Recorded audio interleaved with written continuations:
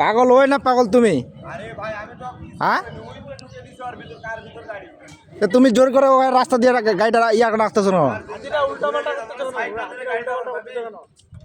ইচ্ছা অনুযায়ী টাকা লিবা, ইচ্ছা অনুযায়ী টাকা লিবা।